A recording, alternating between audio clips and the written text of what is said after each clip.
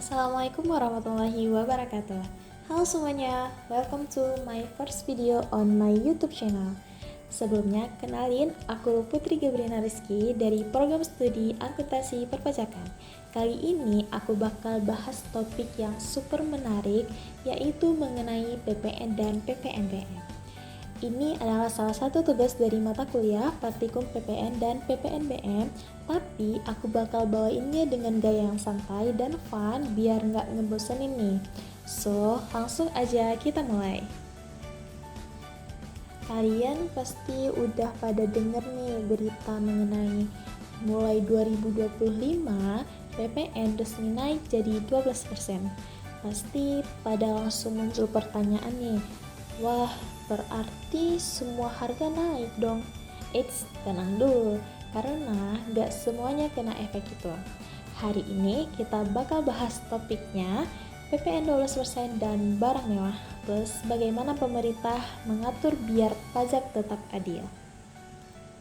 Oke, sebelum kita lanjut ke pembahasan, di sini Putri akan jelaskan tentang apa pengertian dasar PPN dan PPNBM serta dasar hukum yang berlaku pada tahun 2025, kemudian bagaimana mekanisme perhitungan tarif terbaru, kemudian apa perbedaan perlakuan pajak antara barang umum dan barang mewah dalam sistem perpajakan sekarang, kemudian nanti akan ada Putri nampakin contoh kasus perhitungannya, kemudian insight apa yang dapat diperoleh dari kebijakan pajak terkait.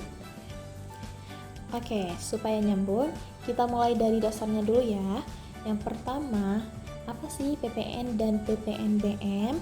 Jadi, PPN atau pajak pertambahan nilai adalah pajak yang dikenakan pada barang kena pajak atau BKP dan jasa kena pajak atau JKP di setiap distribusi mulai dari produksi hingga konsumsi. Nah, jadi PPN ini tarifnya dulu 11%. Tapi dari 1 Januari 2025 PPN naik ke 12% sesuai dengan PMK nomor 131 tahun 2024. Nah, kemudian apa sih PPNBM? PPNBM atau pajak penjualan atas barang mewah adalah pajak tambahan yang dikenakan khusus untuk barang tertentu yang tergolong mewah.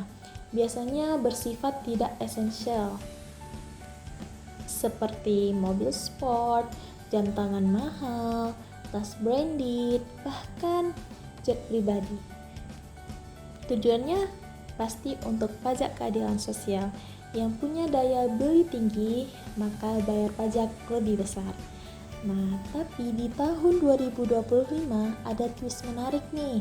Pemerintah bilang, oke, PPN naik jadi 12%, tapi untuk barang umum tarifnya tetap efektif 11% supaya nggak membebani masyarakat.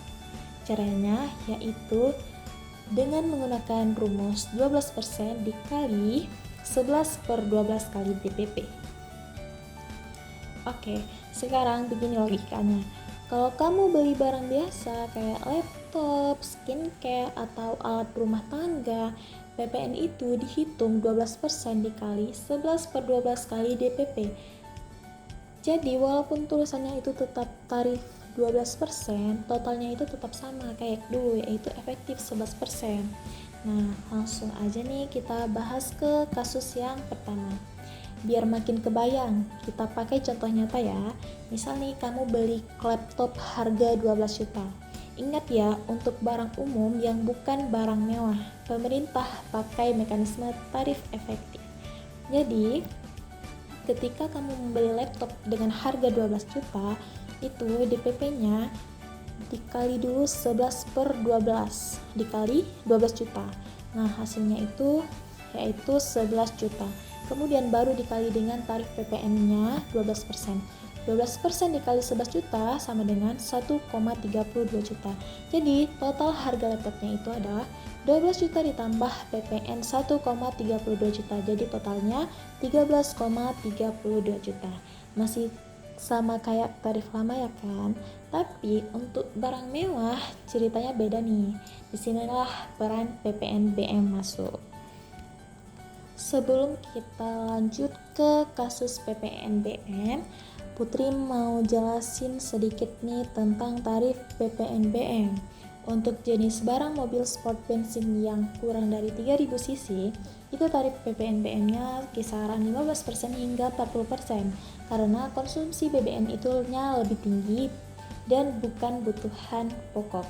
Kemudian, jenis barang mobil lebih dari 3000 cc atau supercar itu kisaran tarif PPNBM-nya itu adalah 25% hingga 125% karena termasuk barang mewah ekstrim dan simbol kemewahan. Kemudian ada jenis barang mobil listrik tingkat komponen dalam negeri. Itu tarif PPNBM-nya 0% karena dapat insentif ramah lingkungan. Nah, baru nih kita masuk ke kasus PPNBM. Kita ambil dua contoh yang lagi hangat banget di tahun 2025, yaitu mobil sport dan mobil listrik. Nah, ini nih kasus pertama mengenai mobil listrik dengan tingkat komponen dalam negeri 40%. Yang tadi tuh kita tahu tarifnya itu beda-beda tergantung jenis dan dampaknya ke lingkungan. Nah, pemerintah memberikan insentif besar buat kendaraan yang ramah lingkungan. Jadi PPNBM-nya tuh 0%. Yaps, benar-benar 0. Cuma kena PPN efektif 11% lewat mekanisme tarif 12% kali 11/12 kali DPP. Nah, di sini harga mobilnya itu adalah 800 juta. Jadi pertama kita hitung dulu nih, PPNBM kan 0% karena dapat insentif pemerintah. Kemudian DPP-nya 800 juta sehingga PPN-nya 12% dikali 11/12 kali 800 juta. Totalnya adalah 88 juta. Jadi total pajaknya itu cuma 88 juta. Jadi, kendaraan hijau sama dengan pajak lebih ringan karena mendukung kebijakan green economy. Kemudian kita lanjut ke kasus selanjutnya, yaitu mobil sport bensin 3000 cc. Ini jelas barang mewah dan konsumsi energinya itu tinggi. Jadi tarif PPNBM 30% dikenakan dulu atas harga barang, baru dihitung PPN-nya. Nah, jadi harganya itu sama dengan kasus sebelumnya, yaitu 800 juta. Di sini PPNBM sama dengan 30% dikali 800 juta sehingga menghasilkan 240 juta. DPP untuk PPN 800 juta ditambah PPNBM-nya 240 juta sama dengan 1,04 miliar. Kemudian baru dihitung PPN-nya, yaitu 12% dikali 1,04 miliar menghasilkan 124,8 juta. Sehingga total pajaknya PPNBM ditambah PPN 240 juta ditambah 124,8 juta, yaitu 364,8 juta. Wah, harga akhir ke pembeli bisa tembus 1,164 miliar. Nah, jauh banget dengan hasil tadi yang kasus mobil listrik yang pajaknya hanya 88 juta. Nah, dari sini kita tahu makin mewah barangnya maka makin tinggi pajaknya. Pesan yang ditekankan adalah pajak progresif, keadilan fiskal bagi kelompok berdaya beli tinggi. Jauh banget kan bedanya. Inilah bukti bahwa pajak bukan cuma alat pungut uang, tapi juga alat kendali ekonomi dan lingkungan.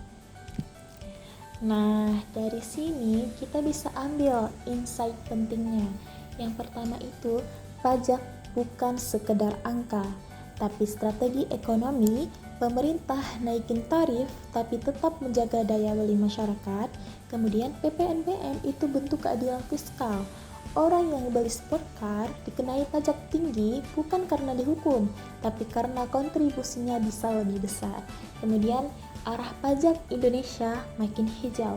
Insentif PPN dan PPNBM 0% buat mobil listrik adalah bukti kalau negara mulai mendorong konsumsi berkelanjutan, bukan sekadar konsumsi mewah. Pajak itu ternyata nggak cuma soal berapa yang kita bayar, tapi untuk masa depan seperti apa kita ingin hidup di dalamnya.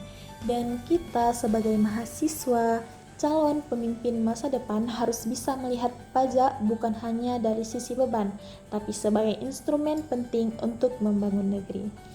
Jadi guys, kalau nanti kalian dengar orang bilang PPN naik, hidup makin mahal, Sekarang kalian bisa jawab, nggak semua barang naik kok, coba cek dulu barangnya mewah atau bukan. Naiknya PPN jadi 12% bukan sekedar beban baru, tapi cara pemerintah menata ulang sistem pajak yang lebih adil dan hijau. Semoga setelah nonton video ini, kalian gak cuma paham pajak nih, tapi juga ngerti filosofi di balik kebijakan fiskal negara kita. Sampai jumpa di video berikutnya, semoga bermanfaat.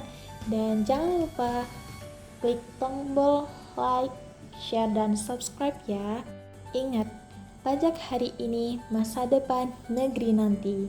Terima kasih, sampai jumpa di video selanjutnya. Wassalamualaikum warahmatullahi wabarakatuh. Bye-bye.